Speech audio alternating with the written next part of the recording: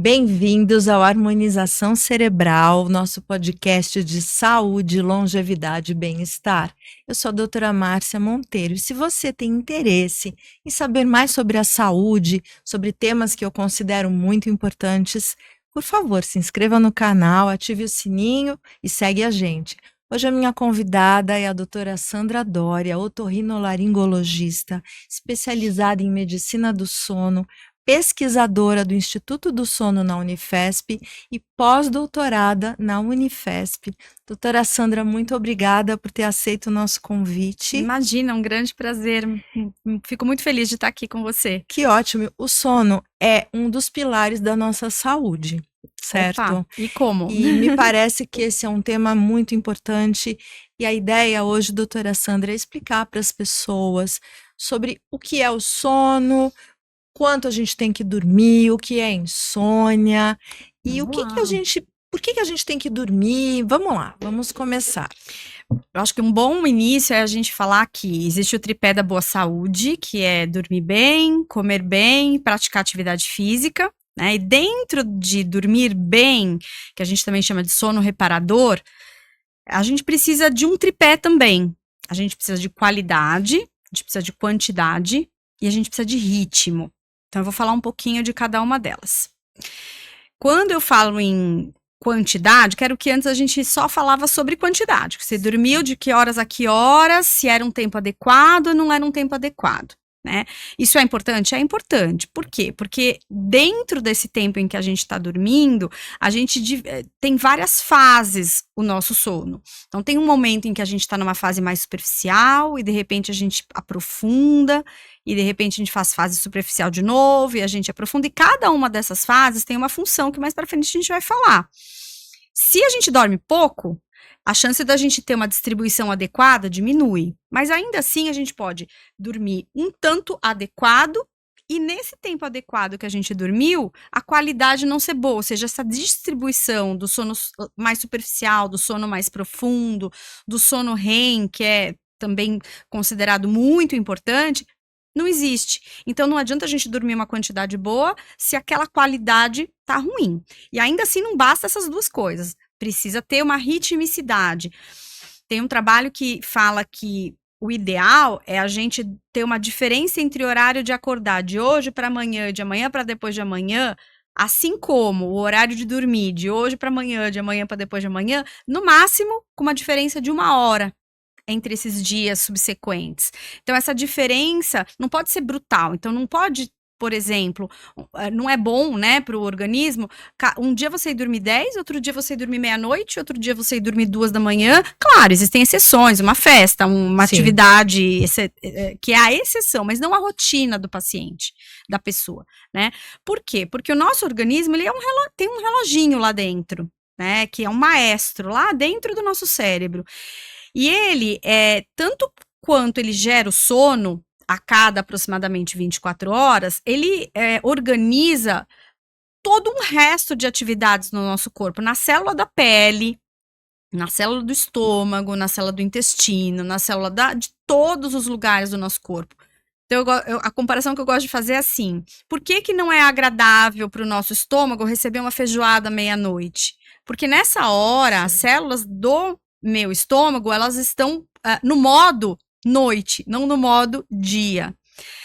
E se cada hora a gente apresenta para essa célula um determinado movimento, né, uma determinada comida em horários discrepantes, fica uma bagunça. Sim. Então, essa desincronização de cronologia, né, de horário ao longo do dia, atrapalha. Inclusive, isso é já determinante de doença cardiovascular, de doença, de predisposição à neoplasia. Então, os pacientes que são, por exemplo, de turno, né, que trabalham, que precisam trabalhar mudando turnos, isso é muito maléfico, porque você não tem uma regularidade aí. Esse tripé não está sendo obedecido. Interessante, é o ciclo circadiano, né? Exato. Que tem todo um porquê de ser. Eu vejo um podcast nos Estados Unidos, né, Dr. Huberman, que fala muito da necessidade que a gente tem de manhã olhar para a luz. ter uma exposição à luz do dia por algum tempo, alguns minutos, para regularizar isso. Faz sentido? Faz, porque assim, quando a gente pensa em sono, ter um sono de qualidade, a gente tem que olhar para as 24 horas do indivíduo. Desde a hora que ele levanta, isso pode afetar a hora que ele vai dormir. E o que acontece quando ele dorme. Porque a gente precisa de contraste. A gente precisa do contraste do dia, que é luz, que é claridade, que é movimento, que é informação, barulho, que a gente está exercitando toda a nossa memória, colocando em prática, tudo. De repente, a gente entra num modo em que eu preciso fazer o oposto. Para o cérebro atuar, mas eu descansar. Né? Então, esse modo noite tem que estar no escuro, tem que estar mais no silêncio. E isso não pode ser abrupto. A gente não consegue, a gente não tem uma tomadinha de botão on-off para desligar o nosso cérebro. Sim. É paulatino, é progressivo, assim como um entardecer, né? Assim como o anoitecer, como o cair do sol, como o pôr do sol. Então, na medida em que a gente vai considerando que eu vou começar a querer ir para o sono, eu preciso ir mostrando para o meu cérebro que eu estou indo para a cama para dormir. Então, eu vou fazer atividades mais lentas, eu vou procurar um movimento de não aguçar o meu cérebro para pensar, para fazer uma atividade, para resolver um problema. Não é aquela hora mais adequada. É a hora de eu desacelerar, de eu mudar o enfoque, de eu ler um livro, de eu ouvir uma música, de eu tomar um banho, de eu relaxar, porque aí eu já vou estar induzindo o meu sono. Quando eu levanto, eu tenho que mostrar para o meu cérebro que eu não tô mais no modo noite, que eu tô começando o modo dia, modo claro. Então, tem que abrir as janelas, tem que se expor à claridade, mesmo que seja com protetor solar. Claro, principalmente. Né, dermatologista. Exato. Então, mas eu preciso mostrar para o cérebro que eu tô acordada, que eu tô no modus operandi, claro. Vigília, exato. Isso. Exato. E isso vai fazer todo sentido, porque na medida em que eu vou vivendo e fazendo as minhas atividades durante o dia, eu vou acumulando ao longo do dia uma substância que é da quebra da energia, que é o uso da energia ao longo do dia. Mesmo quem não faz grandes atividades físicas, só de viver durante o dia, já vai tendo um acúmulo de adenosina. O que é a adenosina? A adenosina é uma substância super importante para dar a pressão de sono, para a gente ter vontade de dormir. Se eu tomo um cafezinho 6 horas da tarde, o café, a cafeína, ela compete com o mesmo receptor da adenosina e eu bloqueio o efeito da adenosina. Então, eu acabo cortando a minha vontade de dormir. Não são em todos os indivíduos. Tem pessoas que conseguem. Mas eu tomo um cafezinho meia-noite e durmo normal. Mas é exceção. A maior parte das pessoas realmente com a cafeína acaba depletando a adenosina do organismo, perdendo aquela pressão de sono. Né? Então, esse efeito durante o dia de acúmulo da adenosina é um dos fatores que faz a gente ter vontade de dormir, da gente querer ir para a cama para dormir. Associado ao ritmo circadiano, né? Ao horário, o ideal é sempre ter mais ou menos o mesmo horário, em torno de uma variação de 1 hora ali, para o teu organismo já saber que aquele horário é o horário que eu vou desacelerar e que eu vou adormecer. Adenosina, é bem interessante isso, porque eu também, né, eu ouço e li, que tem um período de 9 horas entre o último café e a hora de dormir. Faz sentido isso? Eu costumo orientar os pacientes de que até as 2 da tarde eu libero. Sim.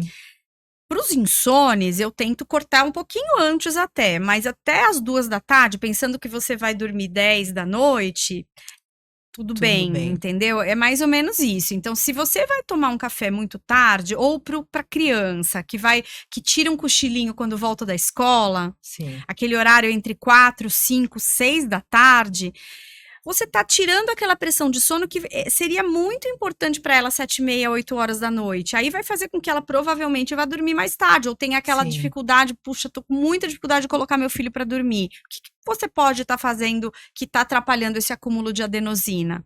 Né? O que estimula aumento de adenosina? Exercício físico? Algum alimento? O pessoal fala de magnésio. Então, assim, não tem ainda cientificamente falando, o uso de suplemento ainda não tem nada muito comprovado de que possa modificar completamente o sono da pessoa. tá? Apesar de terem vários trabalhos, mas não tem nada ainda muito robusto, tá? Sim. A adenosina, ela consegue sim ser aumentada quando você pratica atividade física. Olha. Então, a prática de atividade física, atividades aeróbicas, mesmo que não sejam aeróbicas, a musculação, ela vai ajudar o acúmulo de adenosina. Então, essa pessoa, naquele dia da atividade física, ela vai ter uma tendência maior para ter um sono mais rápido. Então, eu preciso da adenosina numa quantidade alta, mas, por exemplo, se eu tomo um energético, assim como a cafeína, vai piorar e vai diminuir a adenosina. Sim. Né? Então, pensando na adenosina, no ritmo circadiano, então, mas então por que vai ter insônia? Porque se um paciente faz atividade física, ele faz tudo direitinho, ele vai dormir naquela hora, ele às vezes até tá com sono na sala, ele vai pra cama e desperta. Eu, por exemplo. Né? É que eu gosto muito de comparar isso para ficar mais didático como uma gangorra, né? Então, de um lado, tem as coisas que favorecem a gente dormir, que é a adenosina, a pressão de sono, o ritmo circadiano, e do outro lado, tá o nosso pensamento. Cortisol. Né? Se eu tenho lá uma cabeça, né, um cérebro, que na medida em que eu começo a pensar, ruminar pensamento, a tentar resolver coisas para o dia seguinte, ou de resolver coisas que foram deixadas para trás do dia, naquele horário de tentar adormecer, da adenosina tá atuando, do ritmo circadiano tá agindo, eu posso fazer uma competição acirrada e o pensamento pode ganhar. Sim. Né? Assim como podem existir questões hormonais, né? A perimenopausa é uma fase que nós estamos e que pode levar a aumento de insônia, por falta de hormônio que existia no nosso corpo e que agora está em falta. Sim. Então, muitas vezes, tem pacientes que precisam de uma reposição e que a reposição acaba melhorando a parte do sono. Né? Assim como a insônia piora nessa faixa etária, mas também piora a apneia. Você está falando, Sandra, me veio a questão aqui da genética. Essa dificuldade para dormir, né, a insônia, primeiro, pode ser genética, e segundo, por exemplo, a gente sabe que tem insônia inicial, insônia terminal, então a pessoa tem dificuldade para pegar no sono, outros pegam no sono, mas acordam precocemente. É gigantesco esse tema, né? Eu acho que não sei como a gente vai correta. Isso. A insônia é multifatorial, não é um único, geralmente. Tem os 3 P's da insônia. Existem fatores predisponentes, que um deles é o genético, né? Então, são fatores que predispõem aquele indivíduo a ter insônia, ou pessoas com uma rigidez de comportamento grande, ou muito ansiosas, muito detalhistas. Isso pode fazer com que aquele indivíduo tenha mais predisposição a ter insônia. Sim. Comportamental, então. Pode ser uma questão comportamental. No sentido que se eu sou muito exigente, perfeccionista, eu vou ter um pensamento que não me deixa. Pode existir isso, exato. Entendi. Ser muito acelerada e naquele momento eu não consigo desacelerar. Sim. É uma questão que pode acontecer. E além dessa predisposição, pode acontecer uma questão de um precipitante. Então, pode acontecer na vida de uma pessoa que não é nada disso que a gente falou até agora e que, de repente, precipitou uma insônia, um luto, uma doença familiar, uma questão grave financeira ou de trabalho, enfim, um problema que pode fazer com que aquela pessoa, por algum tempo, tenha insônia. Só que, dependendo de como ela lida com essa insônia naquele momento, e algumas estratégias que ela usa não serem tão adequadas, ela pode perpetuar, que é o 3º P da insônia, perpetuar a insônia. Então, hábitos inadequados de ver celular na cama, de fazer com que a cama seja um lugar diferente do que atividade sexual e sono, comer, ver TV, discutir com o parceiro. Então, não é o lugar, porque o cérebro acaba aprendendo que aquele lugar passa a não ser tão bom, passa a ser para outras atividades, senão realmente foi feito para isso. E aí a insônia, ela pode acontecer logo na hora de dormir. Então, a pessoa tem dificuldade para pegar no sono, deita na cama e fica rolando, vem várias coisas na cabeça, mas o sono não vem, porque o sono tem que ser algo passivo. Ele não pode ser eu quero dormir, eu vou dormir. Sim. Ele tem que vir passivamente, né? Espontaneamente. Os remédios, eles não fazem isso, né? Sim. Principalmente um remédio que é extremamente viciante, que a gente usa pontualmente em poucos casos, ele desliga o cérebro artificialmente. Não é natural, né? Sim. Então, um dos principais tratamentos para insônia é você reorganizar todos esses pensamentos, é você entender o que está acontecendo, fazer uma psicoeducação, Sim. entender o que está acontecendo, ajudar diariamente a ter estratégias de comportamento melhor. Por isso que existem psicólogos especializados em sono. Sim. Uma área dentro da psicologia. Então, tem a insônia inicial, a insônia de manutenção, que é aquela que eu durmo, vou pra cama, eu consigo dormir bem, só que aí acordo no meio da noite e não consigo voltar a dormir. Por que geralmente isso acontece? Porque quando eu vou pra cama pra dormir 10, 11 horas da noite, eu tô com a adenosina lá em cima, que eu acumulei ao longo do dia. Lembra que eu falei? Sim. Eu acumulei. Chegou às 11 horas da noite, por mais que eu tenha pensamentos, a adenosina vence e eu durmo. Conforme eu vou dormindo, acho que agora, se você puder colocar as fases do sono, conforme eu vou dormindo, a outra. Isso. Então, conforme eu vou tendo essa fase profunda do sono, nas primeiras horas do sono, é onde eu mais faço o sono profundo. Eu diminuo a adenosina. O que faz com que, depois que eu tenho umas 2, 3 horas de sono, que eu já diminuí a adenosina, quando eu despertar, eu não vou ter mais ela alta para competir com o meu pensamento vai vencer. Tá? Entendo. E acordar, né? Então aqui teve um despertar, ali teve outro despertar. É preciso que a gente entenda que acordar no meio da madrugada é normal. Todos nós podemos lembrar de acordar de madrugada, virar o travesseiro, tirar o cobertor, colocar o cobertor, sentir calor, sentir frio, lembrar que isso aconteceu. O que não é correto e não é esperado é que isso não consiga se reverter minutos após em retorno ao sono, né? E isso aí a gente chama de insônia de manutenção, quando há uma dificuldade de retomar o sono no meio da madrugada, mas isso tem que durar pelo menos 3 vezes na semana, pelo menos 3 meses, pra gente caracterizar uma insônia. Sim. Tá? Então não é imediata, né? Uma vez eu já digo que eu tenho insônia. Né? E tem a insônia terminal, que é aquele paciente que não consegue fazer com que o sono chegue até às 7, 8 horas da manhã, por exemplo, ele se interrompe às 4 e não consegue mais voltar a dormir. Que também pode ter a ver com quadro depressivo, mas pode ter outros fatores envolvidos. Né? Talvez. E aí precisa de uma boa conversa, uma boa anamnese para a gente entender o que tem por trás dessa insônia, né? Uma coisa que eu tenho, né, insônia, e eu lembro quando criança, a minha avó paterna tinha insônia e eu achava aquilo tão estranho. Eu falava, por que será minha avó não dorme? Aquilo me causava uma estranheza. E daí, depois, anos passaram, que estou eu.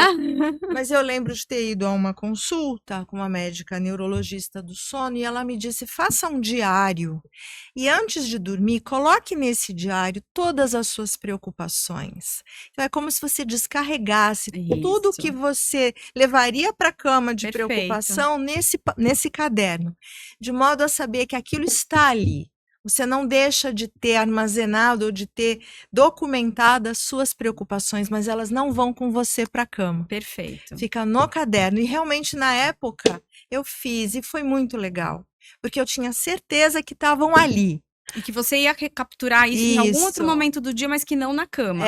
Isso até é a questão psicológica mesmo, de saber que, sim, eu não vou esquecer daquilo que eu preciso fazer ou das minhas preocupações. Mas na hora de dormir, isso não vai comigo. Não pode ir, porque senão a gente não consegue que a gangorra vá para o lado certo. Vai estar sempre o pensamento prevalecendo. Isso faz muito mal, porque a gente não vai conseguir ter o descanso que o corpo precisa. Quando a gente tem o sono profundo, é quando a gente tem sistema imunológico funcionando super aceleradamente, quando a gente tem descanso, faxina cerebral, essa limpeza cerebral acontece só quando a gente fica no sono profundo. Sim. Então a gente precisa, no sono REM, é quando a gente coloca a memória no seu devido lugar, a gente consolida a memória.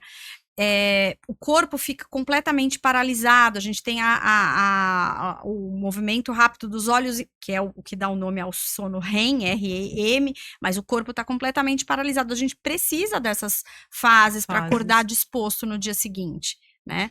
Agora, entrando na parte respiratória, que é bastante a minha área, se a gente tem um distúrbio respiratório que faz com que o indivíduo desperte mais vezes ao longo da noite, mas não necessariamente ele lembre que ele despertou, mas vai fragmentar esse sono, vai fazer com que eu não tenha essa continuidade, que é uma continuidade benéfica, que são os ciclos de sono. Eu sair do leve, ir para o profundo, ir para o sono REM, ter um despertar pequeno, voltar a ter o outro ciclo, e assim por diante.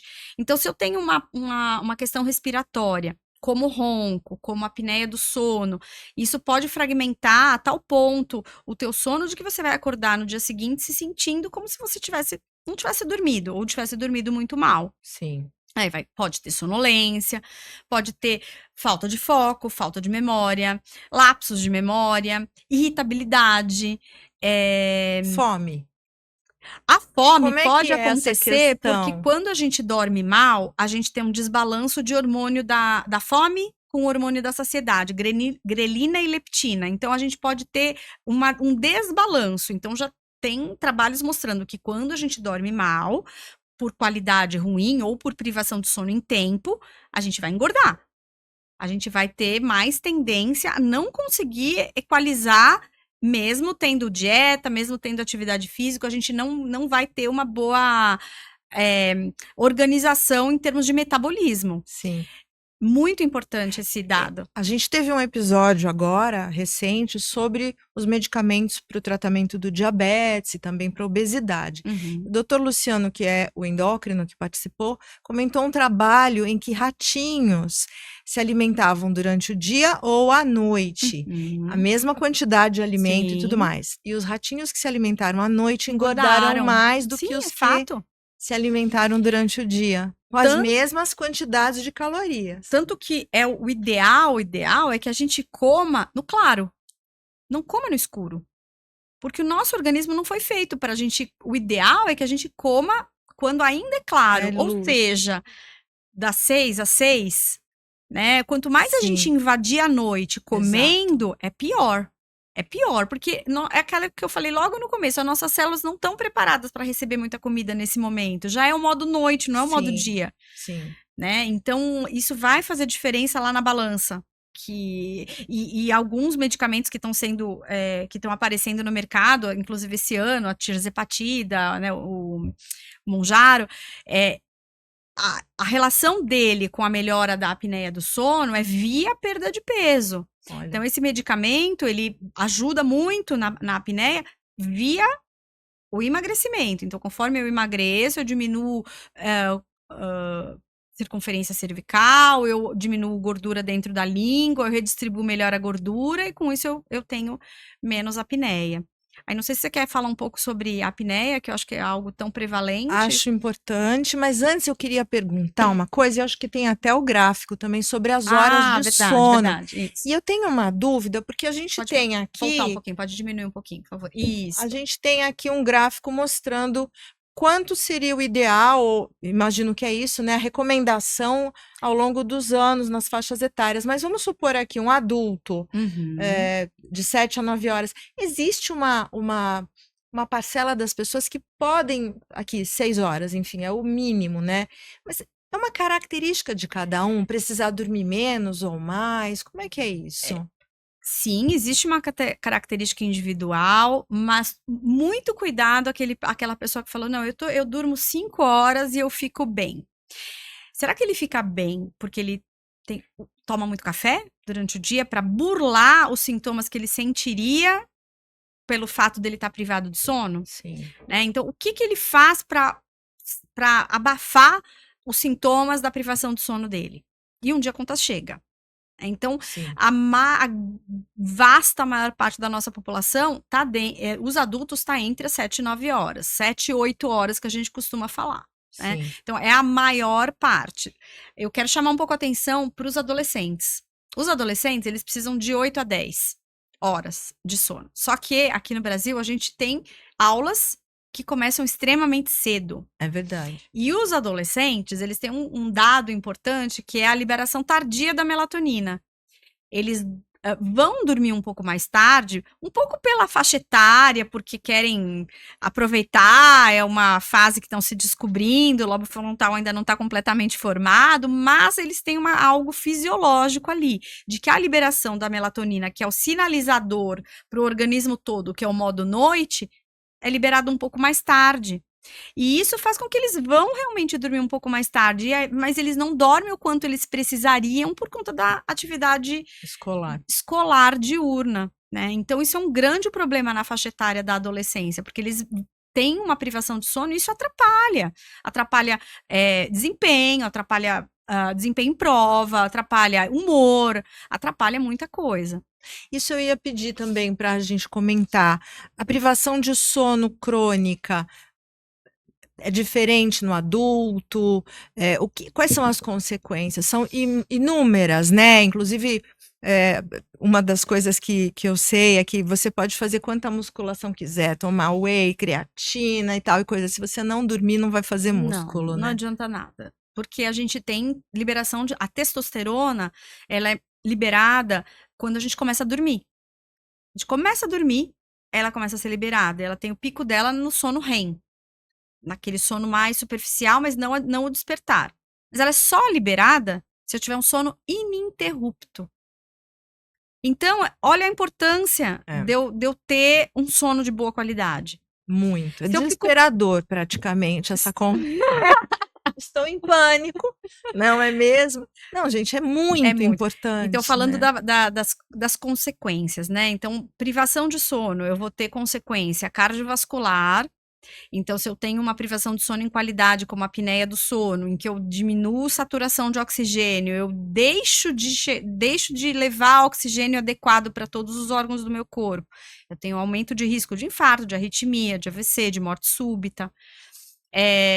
Alteração metabólica, como a gente já comentou, alteração de disfunção sexual. Então, tomar muito cuidado, né? O homem que tem uma disfunção erétil, antes de suplementar a testosterona, olha para o sono. Ele precisa entender como é que tá a parte de sono antes de suplementar sem olhar para esse lado. Até porque a testosterona exógena,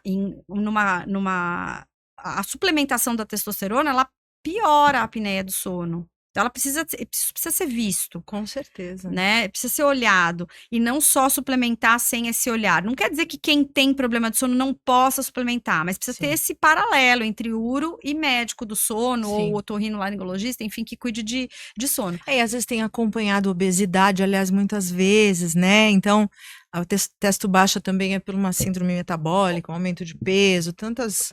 porque tudo junto, a idade, né? ganho de idade, obesidade e distúrbios do sono são as grandes principais causas de hipogonadismo, que é a falta de função das células testiculares a produzirem a testosterona, né? Sim. Então, isso precisa ser visto. É um combo, né? É um combo. E a conta chega um dia. Se você continuar se privando de sono, então tem alguns pacientes que eu atendo, assim, são bastante workaholics e aí acham às 4 horas da manhã, 4:30 da manhã, o horário ideal para fazer uma atividade física, porque é o único horário que eles encontram para fazer. Só que aí você tá naquele tripé, pensando naquele tripé, uma atividade física ótima, uma alimentação super adequada, só que o sono tá lá embaixo, porque ele fica até as 10, 11 horas lá trabalhando ainda, porque tudo é muito, às vezes janta grande. Muito tarde, né? E o sono é deixado de lado. E aí não adianta. Não adianta o cobertor tá curto. Você tá descobrindo uma coisa para cobrir outra. né? A vida moderna está nos colocando numa posição de muita fragilidade, né? No sentido de que a gente invade a noite, a gente trabalha estressado, a gente negligencia coisas importantes como o sono e a cada vez mais e come mal, ultraprocessado, quer dizer, é um ciclo, né? Vicioso que não tem fim. É muito louco isso, Eu né? até acho que atualmente o sono está sendo bem visto no sentido de não só o médico do sono tá falando sobre o sono, o Até dermato tá falando dermatologia. sobre o sono, porque a pele fica muito prejudicada Claro, se o não sono da dorme. beleza, né? A gente Exato. fala, é sabido Então, que acho que o cardiologista tá sim. falando, né? O Opa, pneumo, endócrino, o né? endócrino, porque para emagrecer precisa ter um sono de qualidade. É, Então, acho que o sono tá sendo mais colocado em pauta, sim. né? Na infância, então, né? O aprendizado, É. o crescimento, né? Se a Sim. criança não dorme, aquela história da vovó falar, vai dormir, precisa dormir para você crescer, Crescer. é fato. É verdade. É fato, né? Exato. Você precisa ter isso para e não adianta, porque a conta vai chegar um dia, né? E ali, né? Faixa etária, cadê? Ali, de 3 a 5 anos, 10 a 13 horas, pré-adolescente, adolescente inicial, 9 a 11. Então, realmente, não dá pra E gente para, por exemplo, uma criança, né, negligenciar. ir dormir 9 horas da noite, vamos por 8, 9 horas da noite, precisa ter toda uma estratégia da família inteira para que isso aconteça. Com certeza. Né? Porque se tá todo mundo ainda muito pilhado, numa atividade muito energética, a criança, ela quer acompanhar a família, Sim. né? Então, acho que esse olhar de priorizar os filhos nesse horário é muito importante, para que eles tenham essa qualidade de sono, entendam que isso é importante, porque vai continuar para a vida. Sim. Eles aprendem vendo, eles não aprendem só ouvindo, Sim, eles aprendem o que o meu o pai está exemplo, né? fazendo. Exato. Algumas coisas antes da gente falar da apneia, a questão da higiene do sono, o que é isso, e 3 coisas em relação a suplementos que você já falou que não tem nada muito embasado, né, um respaldo absoluto sobre isso, mas a gente ouve falar de melatonina, a gente ouve falar de magnésio e a gente ouve falar muito de medicamento. Eu tenho pacientes que me pedem, prescreve isso aqui para mim porque eu não consigo dormir sem. Mas eu acho que a questão comportamental e da higiene do sono é o que é mais importante, né, doutora Sandra? Muito importante. Tanto que o principal nos guidelines de tratamento para insônia, o principal tratamento que mais dá resultado é a terapia cognitivo-comportamental para insônia, que abreviado é TCCI, feito por psicólogos do sono, indicados por um médico do sono. Sim. Então, isso é o que mais funciona. Só que quando chega, muitas vezes, no médico do sono ou em outro médico, o que acontece? Ele já está usando a medicação. A pessoa já está em uso de medicação e cria não só uma dependência orgânica, porque o remédio faz o botão desligar do cérebro, mas também uma dependência psicológica. O paciente vê que aquela cartelinha está terminando, ele já começa a ter taquicardia e aí que não dorme mesmo. O medo da noite, o né? medo da noite, o medo de repetir aquela sensação ruim que está acontecendo ao longo das semanas anteriores, entendeu? Sim. Então, isso precisa fazer uma reprogramação, mudar o que o cérebro, a crença que se enraizou dentro da pessoa e que precisa ser modificada. Sim. Isso não é numa consulta de 1 hora, é num trabalho psicoterápico. Sim. Né? Precisa ter vontade, né? E precisa eu acho que isso é muito importante. Claro. Eu parei de tomar remédio para dormir quando eu engravidei, então eu fui obrigada a parar. E aí é curioso, porque quando você tem que parar, você percebe que você dorme sem. É muito interessante, né? Sim, então medicamento é algo assim que o que mais eu faço é tentar tirar o medicamento. Óbvio que tem situações que temporariamente é dado medicamento por um tempo curto, muitas vezes até um remédio que a gente tenta tirar a longo prazo, que é o Zolpidem, que causa muita dependência, mas em determinados casos, por curto período de tempo, ele está indicado, né? As drogas Z, né? As drogas Z, exato. Agora, a melatonina, ela é um hormônio. ela é produzida pelo nosso organismo, por uma outra regiãozinha que chama glândula pineal no nosso cérebro, a partir do momento que é noite e que o ritmo circadiano corrobora para dizer que agora é hora de dormir. Então, quando tá escuro, para de chegar luz nos nossos olhos, é dada o start para a liberação da melatonina. Essa melatonina, ela não induz sono de ninguém. De ninguém. Ela só é um cronomarcador. Ela marca a hora que informa todo o nosso corpo de que é noite. Eu fazendo uma comparação que não é minha, essa comparação é de um livro que eu indicaria para todos lerem. Chama Por que Dormimos? Do Matthew Walker, que é um pesquisador nos Estados Unidos. É excelente esse livro, mas não é para médico, não, é para leigo. Sim. E ele fala do porquê, mas com todas as possíveis razões do porquê que a gente precisa dormir bem. Sim. E ele coloca comparando a melatonina com uma corrida, uma maratona, e que a melatonina, ela é o locutor no microfone falando corredores aos seus lugares. Se não tem o locutor falando corredores aos seus lugares, um tá colocando a meia, o outro tá terminando de falar com alguém, o outro tá no banheiro fazendo xixi, e assim, então não dá para ter corrida. Então, quem dá o posicionamento para que haja a largada, né? Exato, quem organiza o meio de campo é a melatonina. Então, isso é uma comparação que eu acho muito interessante para você entender que não vai induzir. E a melatonina exógena, né? Quando você toma melatonina, nós produzimos normalmente 0,21 miligramas de melatonina todo dia. E se você interromper, por algum motivo, você acordou, você parou de produzir essa melatonina, você não volta a produzi-la ao longo da noite. E a melatonina que a gente compra, tem na farmácia para comprar, tem de 1, tem de 2, tem de 3, tem de 5, tem de 10. Então, é muito, muito, muito mais do que a nossa dose fisiológica, né? E quando... então nunca eu vou tomar melatonina? Não, tem indicações precisas. Pacientes com TEA, transtorno do espectro autista, já tem vários trabalhos mostrando que eles produzem menos, que eles têm receptores alterados, eles têm várias situações ali que a melatonina tem uma função e ajuda muito. Em muitos casos, na maioria dos casos. Sim.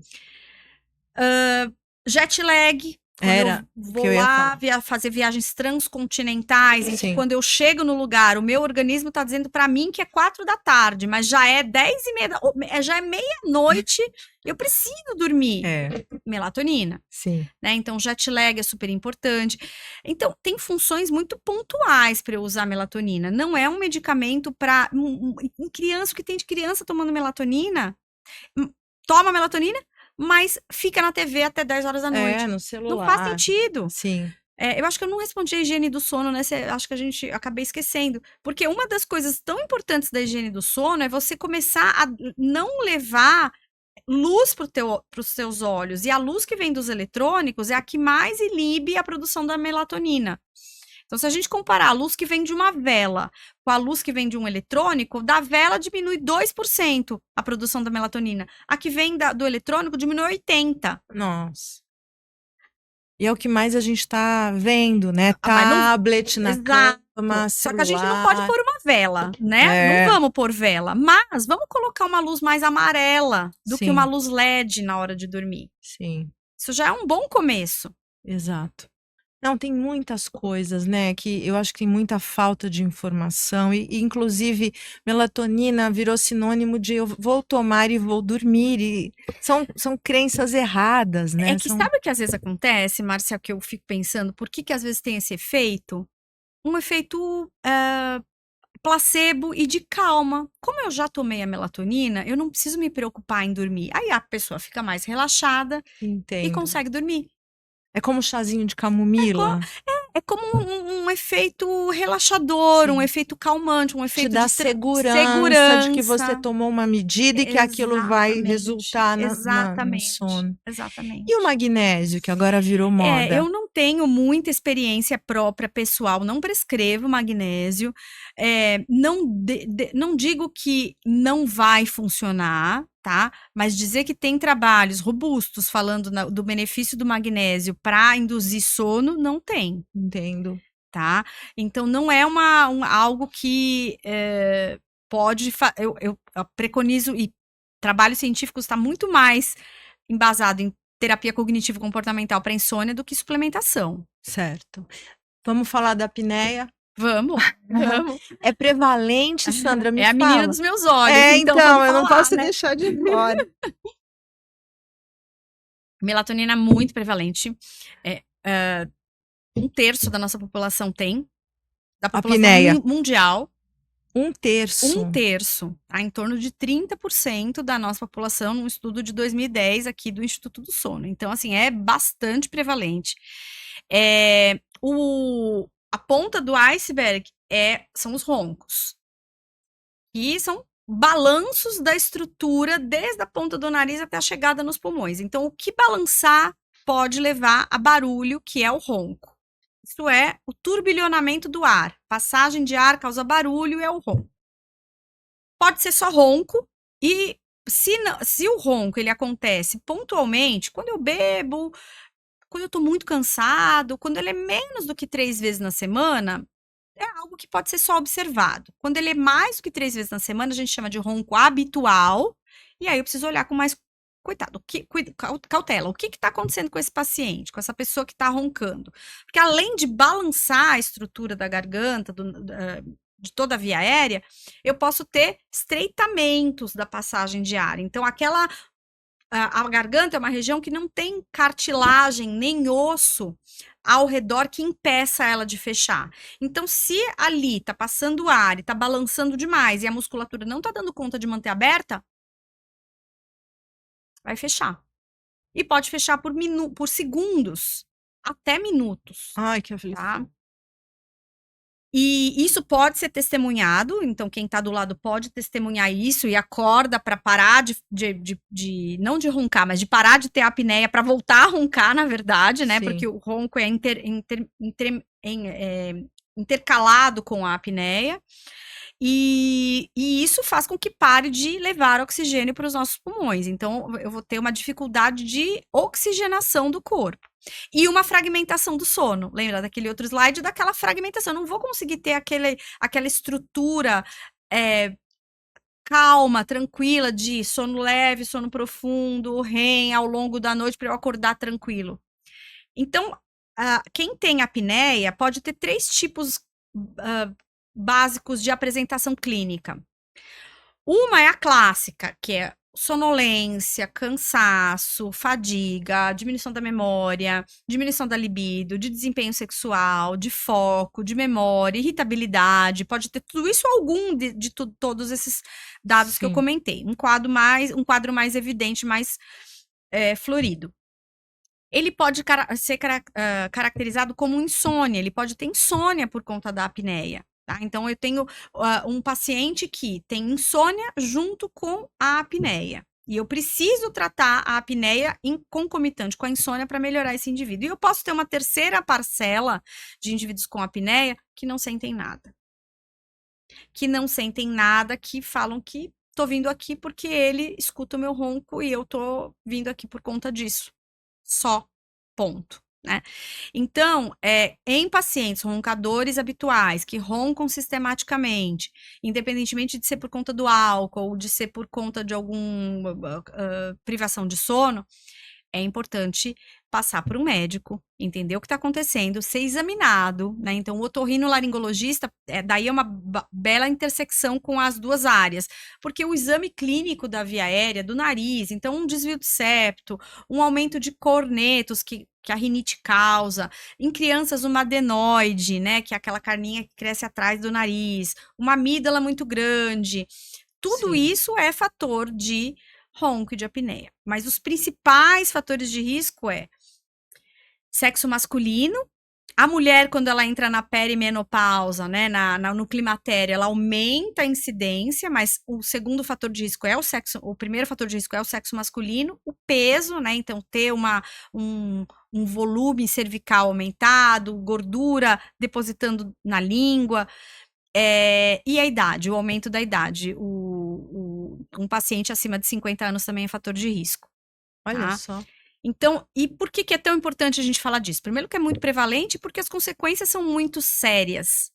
Tem muito dado mostrando que a apneia do sono é fator de risco clássico de hipertensão arterial sistêmica, de aumento de pressão, que por conseguinte, é risco cardiovascular, que é a principal causa de morte. Sim. Então, a gente precisa tomar esse cuidado, né? Então, E as pessoas que procuram ajuda, elas procuram espontaneamente ou é o parceiro, a parceira que diz, escuta, eu não consigo dormir porque fulana ronca. Como é que é essa busca? Tem os dois tipos, mas eu digo para você que no meu consultório eu tenho visto cada vez mais pessoas, até que não moram com ninguém, não tem parceiro, mas que estão preocupadas com o seu sono. Estão preocupadas porque não estão acordando tão dispostas como há algum tempo atrás estavam, Sim. né?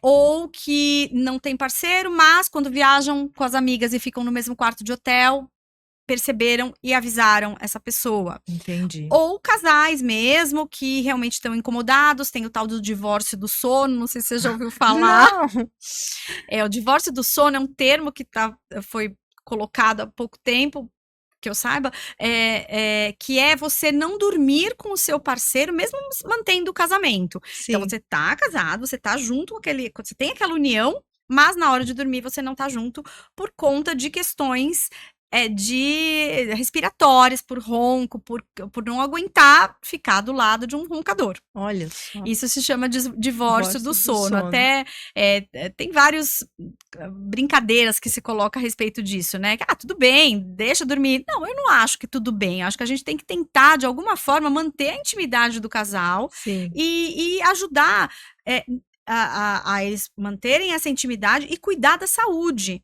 Né? Sem dúvida. Acho que a questão é muito maior do que uma questão social. É uma questão de saúde de quem tá roncando. Porque se você faz essa suposta solução de separar, você não tá abordando o problema em si, né? Simplesmente você fez um atalho, cada um no seu quarto, e não me incomoda e tal, mas o problema persiste. O problema continua. Né? E às vezes acaba sendo até subdiagnosticado, porque como não tem ninguém para se incomodar, vai continuando tendo essa sensação, o ronco, e ninguém tá incomodado, eu vou continuar dessa forma. Sim. Mas às vezes, quando a pessoa vai procurar ajuda, já passou tanto tempo, isso pode, cronicamente, ir levando a situações como hipertensão e todos esses sintomas que eu comentei, que são tratáveis, né? É tratável, seja cirurgicamente, seja clinicamente, tem vários tratamentos que a gente pode oferecer até com critérios muito específicos de seleção desse tratamento, não é uma receita de bolo para todo mundo, né? Depende da idade, depende do peso, depende da característica anatômica, enfim, tem muito o que fazer para essa população. Essa conversa é preciosa, eu aprendo sempre muito, você é incrível, Sandra. Imagina, foi um prazer. Eu acho que a gente tem que deixar um recado, eu vou falar alguma coisa aqui e vou te pedir para deixar o recado, né? A coisa que você acha mais importante. Diante de tudo que eu ouvi, eu já sabia, e eu acho que fica cada vez mais forte para mim, que as pessoas que têm dificuldade para dormir, ou que têm insônia, ou que se sentem tão cansadas, precisam procurar um médico especialista, porque eu vejo às vezes as pessoas dizendo, não, eu tomo um remédio que alguém me arruma, e vai levando aquela história, às vezes começa a tomar medicamentos que podem até levar à dependência, os benzodiazepínicos, né? Não encaram como um problema de saúde de fato, então eu recomendo fortemente que, se você tem um problema de sono, procure um especialista, um médico do sono, para te ajudar. Doutora Sandra, queridíssima, aceitou o convite. Queria te pedir para deixar um recado aqui para o pessoal que está nos ouvindo. Claro, o recado vai tanto para quem está nos ouvindo que é paciente, como para os colegas médicos, né? Eu acho que a gente precisa ser humilde, e atualmente na medicina a gente tem tanta subespecialidade, tanta bagagem de informação, que muitas vezes eu acho que a gente precisa ser humilde para endereçar um paciente com determinada queixa para o médico que é mais capaz de cuidar. Então, antes de você passar ou de você receber, considerando o paciente que está me ouvindo, um medicamento para insônia, ou de você fazer um tratamento XYZ para a tua apneia, sem fazer uma adequada avaliação, pense se isso é o que é de melhor, é o que mais adequado pode ser dado para o paciente naquele momento. Porque o paciente, ele merece ser atendido por quem mais tem expertise nisso. E não é, eu acho que não é nenhuma humilhação eu dizer, olha, essa área, eu conheço um colega que cuida tão bem, posso te encaminhar? Eu cuido disso tão bem, mas esse aqui eu acho que vale Sim. ser cuidado com essa pessoa. E o paciente também começa a ter essa noção. Ao invés de eu receber do cardiologista ou de eu receber do endócrino um remedinho para dormir, até mesmo um CPAP, será que é o melhor tratamento? Porque quantas vezes eu vejo o paciente usando o CPAP, mas que na realidade ninguém nunca examinou a via aérea dele. É verdade. E aí, isso não é a melhor forma de tratamento, você né? falou uma coisa legal, a questão da humildade. Eu acho que também o colega entender que faz parte de ser médico. Reconhecer que você pode ir até um determinado ponto, a partir dali o paciente pode sim receber um atendimento e uma avaliação de alguém muito mais apto, né? Faz parte da gente como prescritor, como alguém que está atendendo, reconhecer, não, até aqui eu posso ir, a partir daí eu preciso encaminhar para alguém que sabe muito mais e que é a especialidade. Não tem demérito nisso, Eu né? acho que Ao não, pelo contrário, contrário. é o bom atendimento, né? Eu Assistência de uma forma muito mais adequada, né? Sim, porque a gente não tem como, do jeito que a medicina está tão intensa, não tem como a gente saber tudo de tudo. Claro, sem dúvida. Então, mesmo na otorrinolaringologia tem tanta coisa, tem tanta área que eu não sei o que acabou de sair publicado. Sim. Né? Porque é impossível. Exato. Né? Audição, de repente tem alguém que tem uma visão, né, um entendimento, um estudo muito mais aprofundado dessa questão. Então, mas eu não cuido do ouvido. Não, eu sou otorrino, eu cuido do ouvido, do nariz, da garganta, mas casos que fogem daquilo que eu não mais estou habituada a tratar, claro, eu tenho subespecialidades dentro da otorrino. Sim. Né? Muito bom. Eu não sabia, por exemplo, que tinha terapia cognitivo-comportamental para insônia. Eu não sabia. Eu tô super feliz de ter adquirido esse conhecimento. Imagina. Sandra, muito obrigada. Foi muito legal. A gente tem que fazer de novo uma outra conversa. Não, vamos, claro. Tá já convidadíssima. Muito obrigada, minha querida. Prazer é muito todo meu. Obrigada, viu? Foi ótimo. Adorei.